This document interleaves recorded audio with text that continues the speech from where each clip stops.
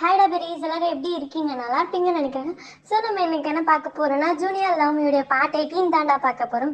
First 17 parts யாராச்சும் பார்க்காம இருந்தீங்கன்னா நான் டிஸ்கிரிப்ஷனில் லிங்க் கொடுக்குறேன், போய் பார்த்துட்டு வந்துருங்க. அப்போ தான் இந்த பாட்டு உங்களுக்கு புரியும், ஓகேவாடா? ஸோ லாஸ்ட் பார்ட்டில் என்ன ஆச்சு அப்படின்னு பார்த்துட்டு இந்த பாட்டுக்குள்ளே போயிடலாமா? லாஸ்ட் பார்ட் எப்படி முடிச்சிருப்போம்? ஸோ வந்து அம்மு பயத்தில் ஜாங்குக்கா அப்படின்னு சொல்லி கத்தியிருப்பா. ஸோ ஜாங்குக்கு வந்து கீழே கிச்சனில் இருந்த மனுஷன் வேகமாக ரூம்க்கு ஓடி வந்திருப்பாரு. ஸோ அப்படி தான் முடிச்சிருப்போம். ஸோ வந்து அவர் டோர் ஓப்பன் பண்ணுறதும் முடிச்சிருப்போம். அதுக்கப்புறம் என்ன ஆச்சு அப்படிங்கிறத இந்த பாட்டுக்குள்ள போய் பார்க்கலாம், ஓகேவா? ஸோ வந்து ஜங்குக் ரூம் டோர் ஓப்பன் பண்ண, ஸோ ரூம் டார்க்காக இருக்குது. ஸோ அம்மு பாட்டுக்கு கண்ணை இருக்க முடியல, தன்னோட பைஜாமாஸ் அவ்வளோ டைட்டாக பிடிச்சின்னு இருக்கா. ஸோ அப்படி தான் இருக்கா. ஸோ ஜங்குக் பக்கத்தில் வந்துட்டு நான் தான் அம்மு இருக்கேன், கண்ணை தோற அப்படிங்க. நீ நீ நீ வந்து ஜங்குக் சீனியர் கிடையாது, நீ நீ நீ வேற யாரோ, நீ ஜங்குக் சீனியர் கிடையாது அப்படிங்கிற மாதிரி சொல்ல ஜங்குக் வந்து ஹக் பண்ணிட்டு இல்லை பேபி நான் நான் கண்ணை திறந்து பாரு அப்படிங்க. அம்மு வந்து கண்ணை திறக்க மாட்டேங்கிறா. ஸோ வந்து இதோட போன லைட் ஸ்விட்ச் ஆன் ஆகிற மாதிரி இருக்கு. ஸோ ஜங்குக் திரும்பி பார்த்தா ஸோ ஹோல் ஃபேமிலியும் இவங்க ரெண்டு பேரோட ரூமில் தான் இருக்காங்க. ஸோ ஹோல் ஃபேமிலி இதை பார்த்துட்டு ஐயோ தப்பான டைமில் வந்துட்டோம் போலவே அப்படிங்கிற மாதிரியே ரியாக்ஷன் கொடுக்க, அதுக்கு வந்து நம்ம ஹோபி ஆமாம்மா வாங்கம்மா போயிடலாம், இப்பெல்லாம் கதவை நாப் பண்ணாமல் உள்ளே வரக்கூடாது, இதெல்லாம் மேனஸ் கிடையாது, இப்படி தான் வருவீங்களா அப்படிங்கிற மாதிரி சொல்ல. ஸோ அதுக்கு ஜங்குக்கோட அப்பா வந்து ஹோபியை பார்த்தா டேய் நீயும் தாண்டா வந்திருக்க, அப்போ உனக்கும் மேனஸ் கிடையாதாடா அப்படிங்க. சாரிப்பா தெரியாமல் சொல்லிட்டேன், ஜஸ்ட் ஸ்பெல்லிங் மிஸ்டேக் அப்படிங்க. ஸோ ஹோபியோட ஒய்ஃப் வந்து ஹோபியோட கையை பிடிச்சிட்டு என்னங்க பண்ணிட்டு இருக்கீங்க அப்படிங்கிற மாதிரி கூட்டின்னு போயிடா. ஸோ ஜங்குக்கோட பேரண்ட்ஸும் போயிடுறாங்க. ஸோ அம்மா அப்போ தான் கண்ணை திறந்து பார்த்துப்பா. பிகாஸ் ஏன்னா light turn on sorry light ஸ்விட்ச் ஆன் பண்ணுற சவுண்ட் கேட்டிருக்கும். ஸோ அம்மு கண்ணை திறந்து பார்க்க ஸோ ஜங்குக் தான் தன்னை அக் பண்ணியிருக்கிறதுன்னு ஒன்று. ஜங்குக்கு அவ்வளோ டைட்டாக பண்ணிக்கிறான். ஸோ ஜங்குக் வந்து பேக் பண்ணி கொடுத்துட்ருக்காரு ஸோ முதுகில். ஸோ அம்மு வந்து காம் ஆகவே மாட்டேன்றா.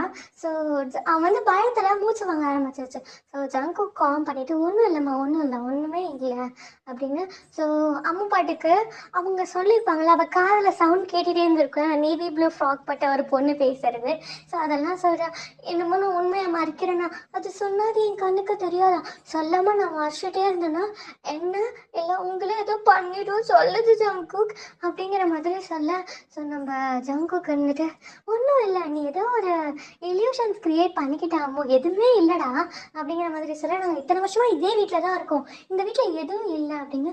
இல்லை நான் அந்த கெஸ்ட் ரூமில் பார்த்தேன் அப்படிங்கிற மாதிரி சொல்ல. ஸோ அந்த கெஸ்ட் ரூமுக்கு ஜங்குக்கும் கூட்டிகிட்டு போகிறாரு. ஸோ அம்மா வரவே மாட்டேங்கிறா.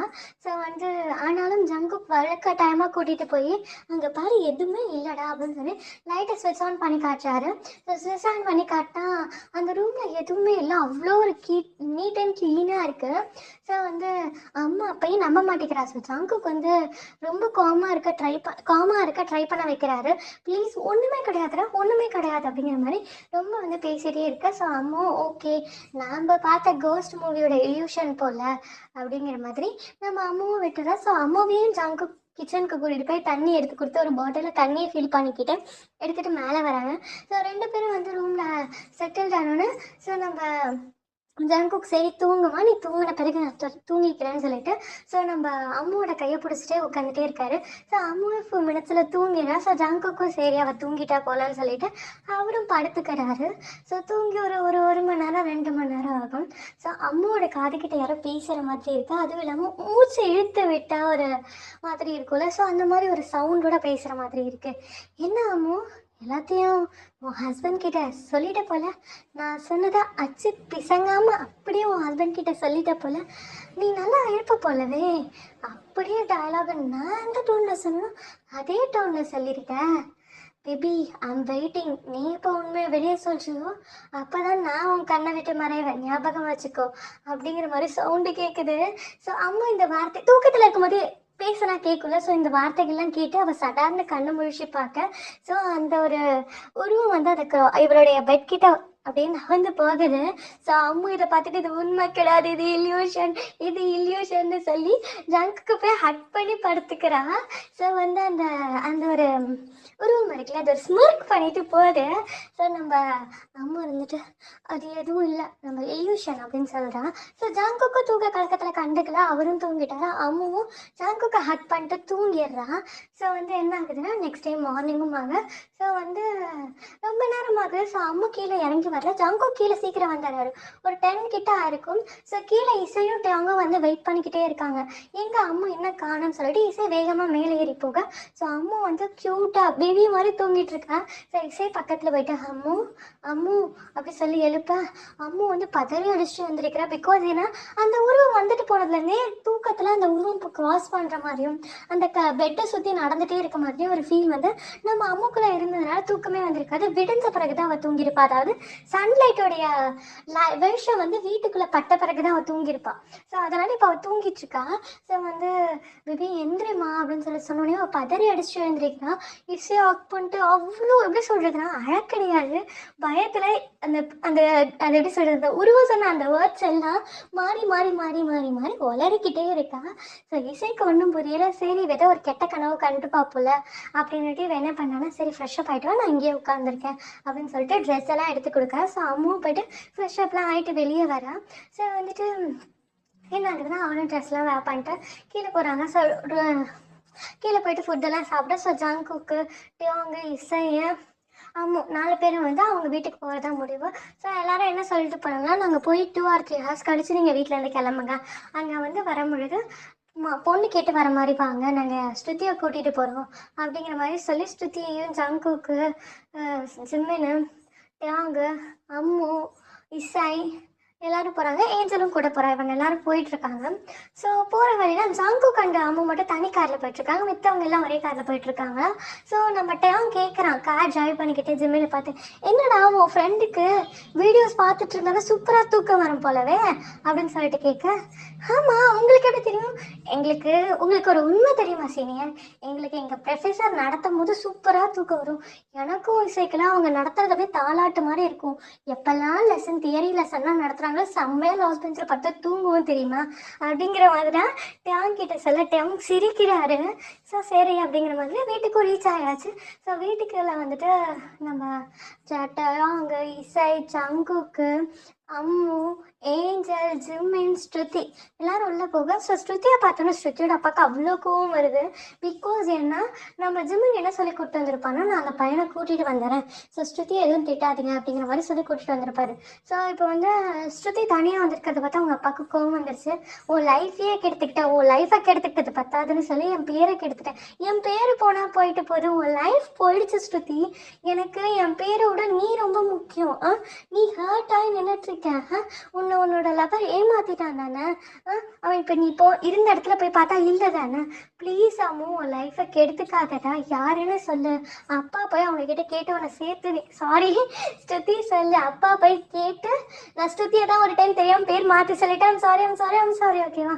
ஸோ ஸ்ருதியோட அப்பா அப்படி சொல்ல, ஸ்ருதியும் வந்துட்டு அப்பா அப்படின்னு சொல்லிட்டு காம் பண்ண ட்ரை பண்ணிருக்கேன். அதுக்குள்ளே அம்மு ஸ்ருதி ஏஞ்சலும் வந்துட்டு அம்மு ஏஞ்சல் இசை 3 பேரும் வந்துட்டு அவங்க அப்பா கிட்ட நடந்த விஷயத்தெல்லாம் சொல்கிறாங்க. ஸோ அவரும் ஓகே அப்படிங்கிற மாதிரி அக்செப்ட் பண்ணிக்கிறாரு. பட் இருந்தாலும் அந்த கல்யாணத்தை அவரால் அக்செப்ட் பண்ணிக்கவே முடியல. ஸோ வீட்டில் இருக்க எல்லாரையும் ஒரு வழியாக காம் பண்ணி உட்கார வச்சுருக்கேன். ஸோ ஷுகாவோட ஃபேமிலி, டயாங்கோட ஃபேமிலி, ஜங்குக்கோட ஃபேமிலி எல்லாரும் வராங்க. வந்துட்டு இன்னைக்கு வந்து என்கேஜ்மெண்ட் வச்சுப்போம், ஸோ 2 days மேரேஜ் வச்சுக்குவோம் அப்படிங்கிற மாதிரி சொல்ல. ஸோ இவங்களும் ஒத்துக்கிறாங்க. வேற என்ன வழி இருக்கு, இதை அக்செப்ட் பண்ணிக்கணுங்கிற மாதிரி எல்லாரும் கல்யாணத்துக்கு ஒத்துக்கிறாங்க, சுகா அண்ட் ஸ்ருதியோட கல்யாணத்துக்கு. ஸோ வந்து என்கேஜ்மெண்ட்டும் முடியுது. ஸோ வந்து நம்ம ஜங்குக்கு அம்மு இசையே அவங்க 4 பேர் வீட்டுக்கு போகிறாங்க. ஸோ போனோன்னே ஈவினிங் மேலே தான் போயிருப்பாங்க, ஒரு 8 o'clock மேலே தான் போயிருப்பாங்க. ஸோ போயிட்டு ரொம்ப டயர்டாக இருக்குன்னு படுத்து தூங்கிடுறாங்க. ஸோ வந்து இங்கேயே எல்லோரும் சாப்பிட்டு தான் போயிருப்பாங்க. ஸோ ஒரு மிட்நைட் 11:30 இருக்கும். ஸோ அம்முக்கு பசி வந்துடுது, வயரில் சவுண்ட் போடுது. ஸோ ஜங்குக்கு வந்து அவருடைய மீட்டிங் ஒர்க் தான் பார்த்துட்ருப்பாரு லேப்டாப்பில். ஸோ வந்து அவளுக்கு பசிக்குதா. ஸோ அவர் வந்து நம்ம அம்மா வந்து ஸ்டொமக்கில் கை வச்சுட்டு பசிக்குது அப்படிங்கிற மாதிரி ஒரு ரியாக்ஷன் கொடுப்பாங்களே, அந்த மாதிரி ஒரு ரியாக்ஷன்லேயே உட்காந்துருக்கான். ஆனால் ஜங்குக் கிட்ட எதுவும் கேட்கல. ஜங்குக்கே புரிஞ்சுக்கிட்டு சரி வா நம்ம போகலாம் அப்படிங்கிற மாதிரி கீழே கூட்டிகிட்டு போனாரு. அங்கே போய் பார்த்தா ஃபுட்டு எதுவுமே ரெடி பண்ணி வைக்கல. பிகாஸ் ஏன்னா எல்லாருமே வந்து அம்மா அண்ட் இசையோட வீட்டில் தானே சாப்பிட்டுப்பாங்க, அதனால் இங்கே எதுவுமே ப்ரிப்பேர் பண்ணியிருக்க மாட்டாங்க. சரிவா நம்ம வெளியே போய் சாப்பிட்லான்னு சொல்லிட்டு ட்ரெஸ்லாம் சேஞ்ச் பண்ணிவிட்டு 2 பேரும் வெளியே போகிறாங்க. வெளியே போய் சாப்பிடும்போது நிறையா பேசுகிறாங்க. ஜங்குக்கு அம்மாவை எதனால் பிடிச்சது அப்படிங்கிற விஷயத்த ஜங்குக் சொல்லும் போது அம்மு வந்து அதெல்லாம் கேட்டு ரசிக்கிறா. ஸோ சொல்லும் போது ஜங்குக்கோட ஃபேஸில் ஆட்டோமேட்டிக்காக அந்த ஃபீல் இருக்கும்ல, ஸோ லவ் ஃபீல், ஹாப்பினஸ், இதனால நான் அவனை ரசித்தேன் அப்படிங்கும் போது அவருடைய கண்ணில் இருந்து ஒரு வேவு வந்து இருக்கும். ஸோ அந்த ஒரு அழகான மூமெண்ட்ஸ் அதை ரசிக்கும் பொழுதுலாம் அவங்களோட ஃபேஸில் ஒரு ஸ்மைல் இருக்கும்ல. ஸோ அந்த ஒரு மூமெண்ட்டை அம்மு கவனிக்கிறா. ஸோ அம்மு வந்துட்டு அதை கவனிச்சுட்டா. அம்மு வர இசைன்ட்ட சாரி. ஸோ அம்மு வந்துட்டு கவனிக்கிறா. ஸோ வந்து ஜங்குக்கு கவனிச்சுட்டே இருக்கா. ஸோ அவளை அறியாமலேயே ஜங்குக்கோட கையை பிடிச்சிட்டு, சீனியர், நான் உங்ககிட்ட ஒன்று சொல்லணும், சொல்லிடுறேன் அப்படிங்கிற மாதிரி சொல்லி கையை பிடிச்சிட்டே சொல்கிறான்.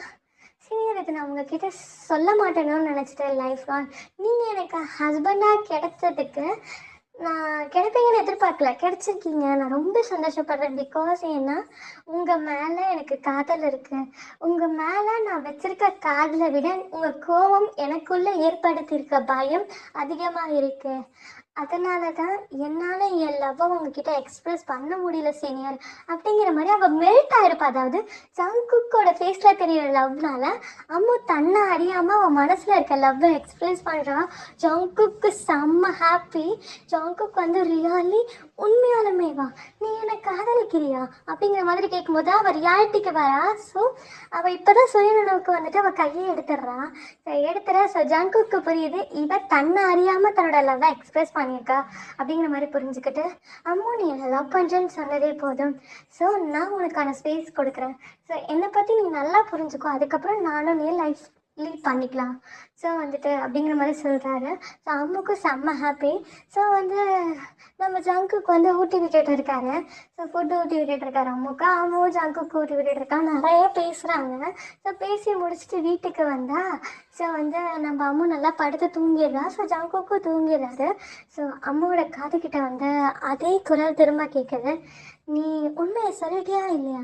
உன்னோட காதலை ஜங்கு கிட்ட சொன்னியா இல்லையா? அதை உண்மையை நீ சொன்னால் மட்டும்தான் நான் ஒன்று விட்டுட்டு போவேன். நீ அது ஒன்று தான் சீக்ரெட்டாக வச்சுருக்க அப்படிங்கிற மாதிரி அந்த வாய்ஸ் கேட்க அம்மு வந்துட்டு பயத்துலேயே போய் ஜங்குக்கு ஹக் பண்ணி படுத்துக்கிறாளா.